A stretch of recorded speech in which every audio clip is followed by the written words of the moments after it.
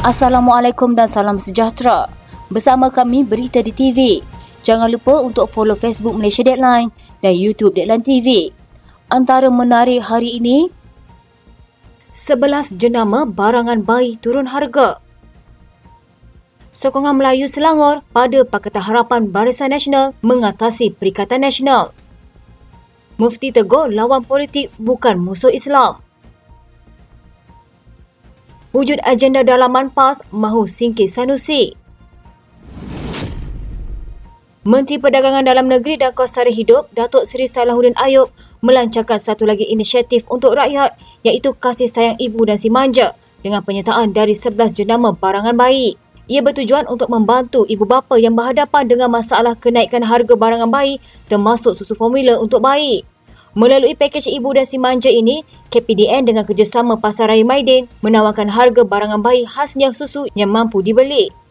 Salahuddin ketika melancarkan inisiatif ini berharap inflasi akan terkawal di negara ini.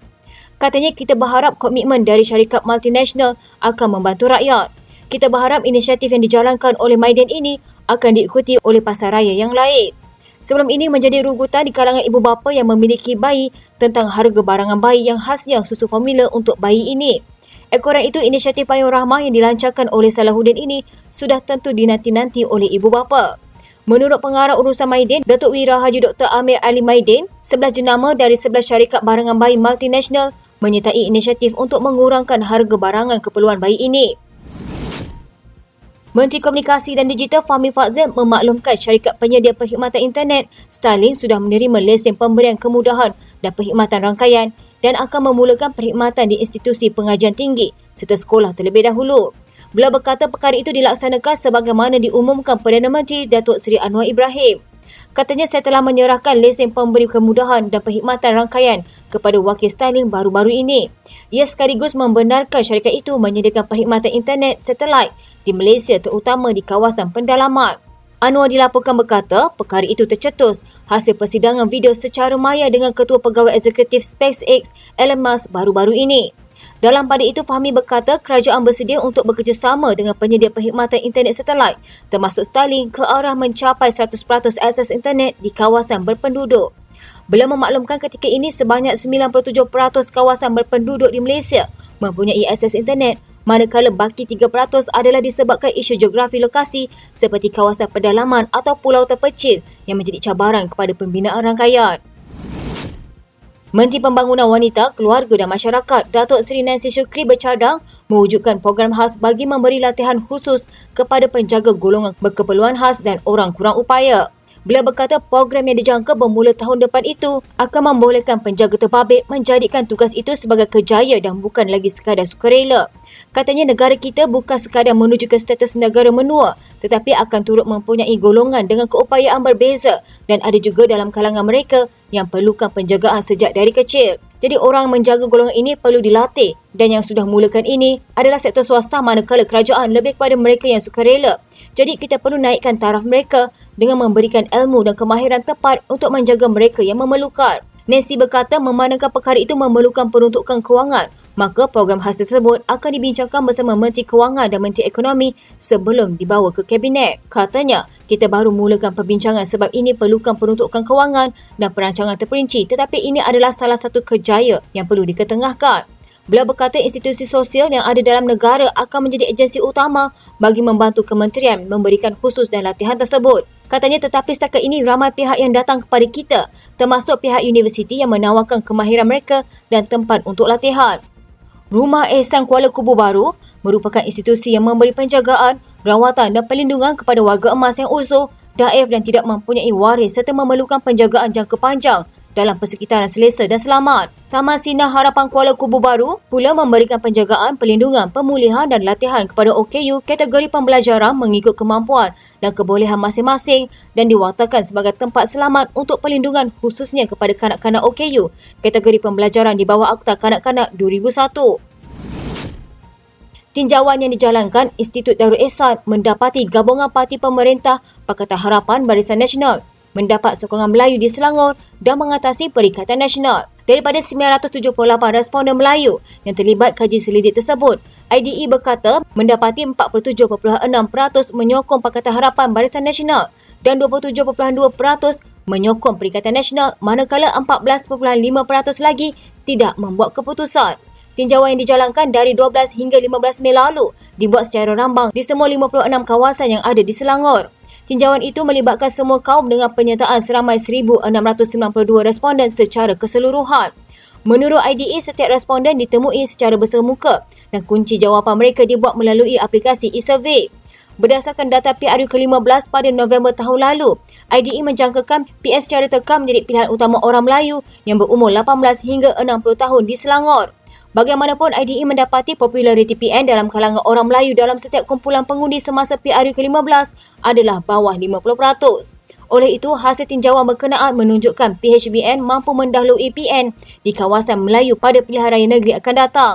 Berdasarkan tinjauan itu juga, 58% daripada 1,692 responden berpihak kepada PHBN, manakala 26% berada di atas pagar dan 16% memilih PN. Bagi belia berusia 18 hingga 24 tahun, iaitu 267 orang, 50% menyokong PHBN, diikuti 33% atas pagar dan 17% menyokong PN.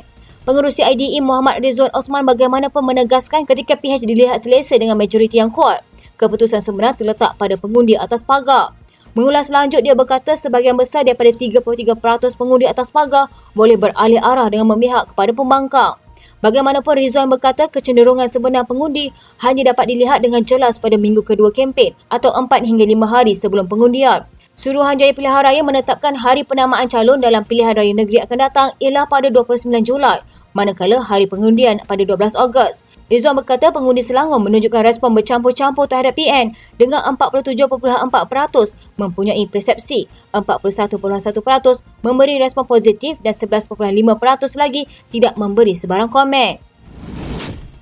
Mufti Pulau Pinang Wan Salim Muhammad Noor berkata tidak wajar membaca doa kunut nazilah bagi mempertahankan seseorang yang berdepan dengan pertuduhan di mahkamah. Jelasnya bacaan kunut nazilah adalah bagi memohon pertolongan Allah bagi umat Islam yang berdepan dengan bala maupun bencana termasuk kepungan musuh. Katanya kunut nazilah merupakan doa untuk memohon kepada Allah supaya diangkat atau dihilangkan sesuatu bala atau bencana yang menimpa umat Islam secara umum seperti penularan wabak, serangan musuh, kepungan musuh terhadap kumpulan muslimin, berlaku kebuluran ramai, kemarau panjang dan sebagainya. Adapun kes individu yang dihadapkan ke muka keadilan kerana didakwa melakukan kesalahan tertentu, maka harus didirikan solat hajat untuk memohon kepada Allah supaya kesnya diselesaikan dengan mudah dan adil. Pada pandangan saya, kunut nazilah tidak sesuai dibaca untuk kes yang melibatkan orang perseorangan sebab ia bukan merupakan bala atau bencana yang menimpa orang ramai.